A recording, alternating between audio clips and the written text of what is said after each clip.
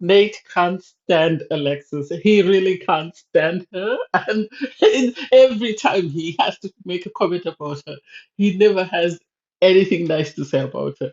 Hey, okay. Hey there, thanks for stopping by. It's your girl Valerie again. If you're new to my channel, please don't forget to like, share, comment, and subscribe. And turn on the notification bell for when I upload new videos. In this episode, I'll be reviewing Married at First Sight, Season 15, Episode 15.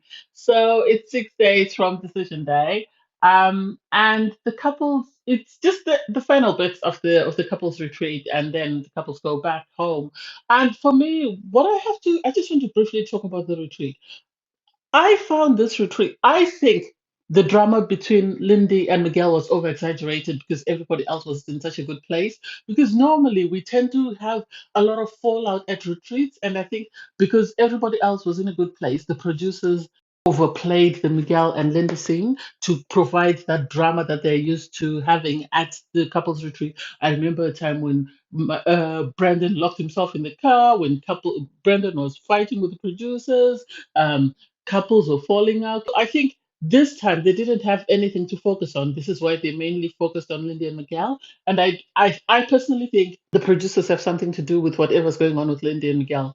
They must be trying to make it not be so obvious that they really like each other and they're going to say yes on decision day. Because Lindy and Miguel were fine up until suddenly Miguel started having an attitude at the couples retreat. I, for one, couldn't understand where it came from, and I still don't understand why he felt that way. Something must have happened or something must have been said as to why he was behaving the way he behaved. Anyway, we'll discuss the couples and we'll see how we go. We'll start off with Mitch and Kristen. I'm sorry, but I don't know whether it's just me, but I think I'm beginning to like Mitch. And I think I really am developing a soft spot for Mitch because I think Mitch has had the biggest transformation since the show started because he went to this selfish person who didn't want to do anything, who was all about himself and wanted everybody else to accommodate him, to suddenly, we saw him being a voice of reason within the Miguel and Lindy fight when he was saying, Miguel has got these standards that he wants his wife to meet, but he has to also understand that she's not going to always be able to meet those, and he needs to accept it. And I was like, oh my God, is that Mitch speaking? Is that Mitch? I was really surprised, but it was nice to see that he's actually had a lot of growth, and I think Kristen's patience has actually paid off, and I hope she sees that and just doesn't turn around and say no on decision day without sort of looking at how far he's grown and how much he's willing to grow. So they got back to the apartment. They had a conversation, about Mitch's trip. He was going on a work trip and stuff, and he was talking about the surfer girls that would be there. And I think this is a sore spot for Kristen because this is the sort of type of girl that Mitch said he had expected to meet at the altar. So when Mitch is away, he calls Kristen. They have a FaceTime, and it was nice to hear him say he missed her and he can't wait to come back and say. So you can see that he's developing feelings for Kristen, and he's becoming more considerate of how she feels, and she in herself is becoming more comfortable in that relationship. And I wish I was for Married at First Sight would, if they found a couple, the connection would provide support and not focus on the drama, but actually focus on the growth of the couple to allow more people to say yes on decision day.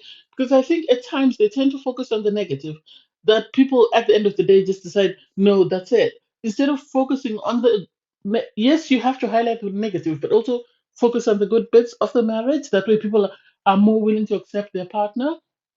So he came back. There was an issue that he didn't wear his ring on when he was away. Sorry, and he said, he did. I understood where he came from. He's in an experiment for 8 weeks. He doesn't know what will happen at the end of the 8 weeks. He might decide to say no, or Kristen might decide to say no. If he goes to work with a wedding ring and tells everybody he's married, how then is he expected to go back after 8 weeks and tell them, oh, actually, remember that marriage? I was doing it for a TV show and my wife said no, so I'm divorced. So I understand where he's coming from. I think he just needed to explain it better. He said, I would have had to do a presentation and stuff. I think he should have just told her, because we're going through this experiment, I didn't, if I told everybody I was married and if on decision day we both said no, then it would have been very difficult for me to go back to everybody and say, oh, you remember that my wife? we're getting divorced. So I just wanted to make sure that we as a couple are solid before I let my coworkers know. But the very important people to me know that we are married. And so it was for no other reason than that. And I'm sorry if that offended you. I saw a clip of him on with Keisha, where Keisha was asking him, and you could tell that Mitch is very clueless. I think he lacks experience. Somebody said this, that he lacks experience for having a long-term girlfriend, and you can't see. And one thing I like about Mitch is when you were speaking to Kisha, she after she asked him, why did you say that? Why could it? And he said, okay, what did you expect me to say? Because he asked me a question and I gave an honest answer. I like the fact that, or he said, what should I have said? I like the. I've always said this in my reviews that there's nothing I love more than a partner on Married at First Sight who's willing to learn and willing to do the work to make their relationship a success. So I know they did meet up with Alexis and Justin at the end because apparently Alexis and Christian are very close friends. And for me, I don't know. I don't know. I don't think that's a very good friendship, but they might see something in each other that we as an audience as audience members don't see. So I wish them all the best. I really hope Kristen allows her relationship with Mish to sort of go past decision day and see if they can make anything grow outside of the experiment. But I don't know. I could be, forecasting something. I could be missing something else that she is saying. From there, we go to Justin and Alexis. Justin and Alexis are a couple I've been advocating for that I don't think they're a good match. I think they started off great because they were very idealistic and not realistic. And then when reality hit, things just went downhill. And I think the Alexis sort of going back to Morgan with the gossip of what Justin and Ben had been discussing didn't help their relationship. And the fact that they were having this back and forth about um, Justin's dog didn't help as well because Justin went and picked up his dog Maya because the trainer said he couldn't keep him anymore because he had bitten another dog. But Justin was able to get one of his friends to take Maya with him. And so Justin made that sacrifice to give his dog to his friend. And I personally think he should have asked his friend to dog sit. I don't think he should have given him, as in given to take ownership of the dog, just because I think he should have asked him to dog sit until after 8 weeks, and then after 8 weeks, you'd have made a decision of whether or not he wants his dog back.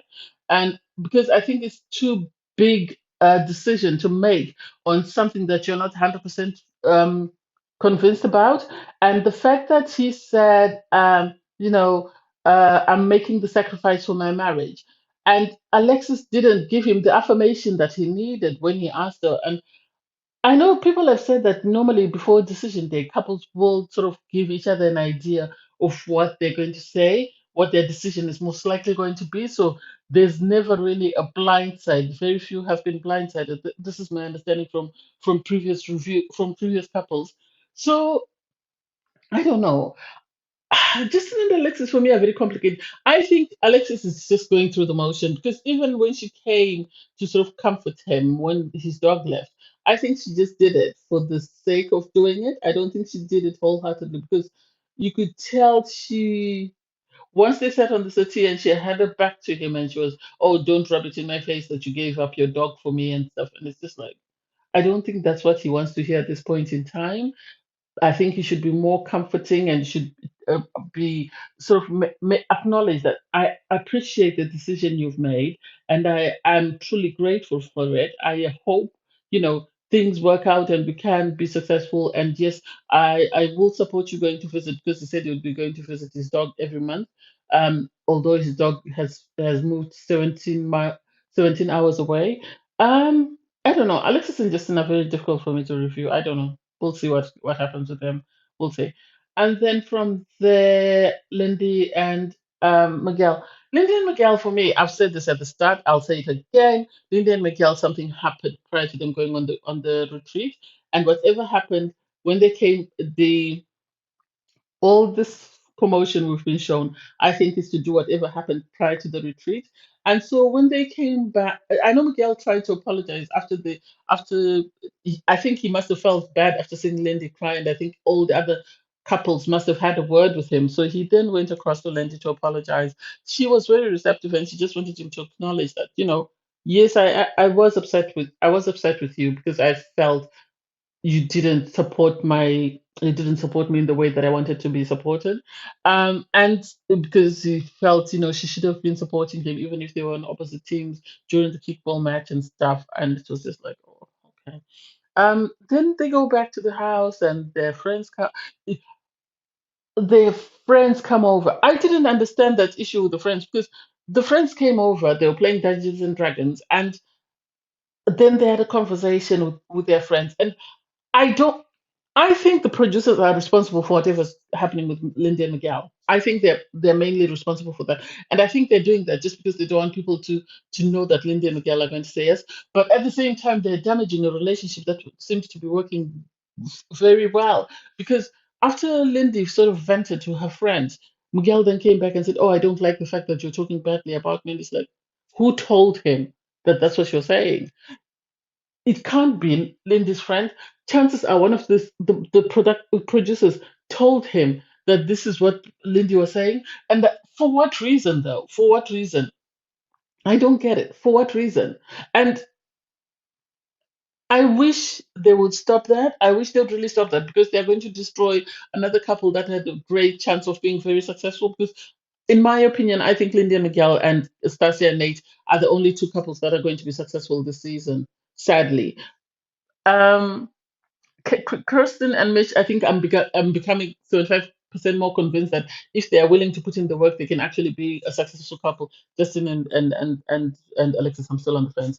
Anyway, after the clash, obviously, it seems every slight thing is setting Miguel off. I think Miguel is afraid that Lindy is going to leave him. I don't think he's trying to sort of talk himself out of saying yes. I think he's trying to protect himself. That way, if Lindy says no on decision day, then he will be okay with it because he's got his reasons for accepting that. But I wish they wouldn't keep sort of creating scenarios whereby Lindy and Miguel constantly clashing. Because even after the Dungeons and Dragons game, um, I think prior to that, Miguel gave Lindy, her insurance card, and she was happy about that. And then they had to go into the discussion about, her changing her last name and stuff. And I don't know. I don't know. I wish the experts would come back before decision day. I wish they would have a visit to the experts before decision day because it's really not that deep whether or not she changes her name. And I don't know why Miguel is so upset about it. I wish he would explain to his wife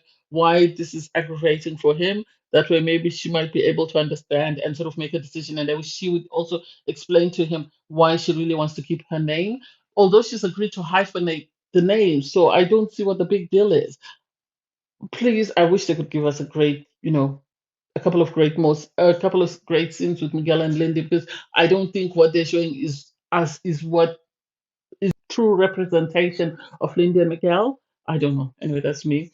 And then Stacia and Nate. Stacia and Nate for me are in a they most of the times they seem to be in a great place and then something happens and mainly it's because of Stasia's control. Stasia, I think, is used to being in control of everything. And when she doesn't get the control that she wants, then things fall apart because they came back from the couples retreat. They were in a very good place. They were very happy. I think they'd enjoyed the couples retreat, unlike Lindy and Miguel. And so they went to see the house that Stacia was having built. And I think Nate on his part had realistic questions in the sense that he asked, what happens because the house belongs to Stacia. We all know that. And she has her ideas of the home she was building. But Nate was right to say if things don't work out between the two of us and we sort of go our separate ways, I become homeless because this is your home and you own everything. And so what happens to me? Not because he was saying that he's broke and he wouldn't have money to sort himself out, but I think his point did make sense that you own this home. I am moving in with you. If we don't work out, I become homeless in the sense that I have nowhere else to go because I have given up my home to move in with you. And and I don't know whether Stasia actually understood that. And the fact that um, I like the fact it seems like when they have arguments or when they have disagreements that they know are going to impact them as a couple, they try and do that off camera because he said to her, the things that we've been discussing, and how we've been saying we feel, and I feel, if things don't work out, you might just kick me out and I have nowhere else to go. So I don't know whether they've made a conscious decision to say, we're not going to do this in front of everybody else. We're going to keep whatever arguments that the audience might use against us in private and sort of iron out things, which makes sense because at times airing out everything is not always the best on Marriage at First Sight, because audience members go by the few minutes that they watch and they form an impression based on that. And I think even their discussion about the children and the expectations on how to raise children, I understand where Nate was coming from. Nate was right to say, I you can't expect to have the same life you had as a single person when you have children. You have to be prepared to give up on certain things. You can't expect to go out as much. You can't expect to travel as much, because you have children. And I don't know whether Stacia is actually understanding that bit, because Stacia has these ideas of her expectations of a family, of her home and stuff. And Nate is trying to be realistic to make sure that she understands that just because this is what you want, you're not always going to get what you want. At times, life is going to throw you some curveballs, and you have to be prepared to deal with those when they arise. And I think this is why they had the disagreement that they had. And I don't know whether Stacia completely understood where Nate was coming from, or whether she just chose um, to accept whatever she wanted to accept and leave everything else out. So it's going to be, I don't know. It's going to be interesting to see. I, I, I think they are going to counseling, and I think this is something else that they need to go and discuss, because their expectations and their ideas on life as a couple, life as parents, life living in their home are totally different. And so I think if they can go to counseling and have conversations, that can help them out a lot. But I see them as being one of the most successful couples this season anyway. Anyway, thanks guys for watching. Please don't forget to like, share, comment, and subscribe. Bye everyone.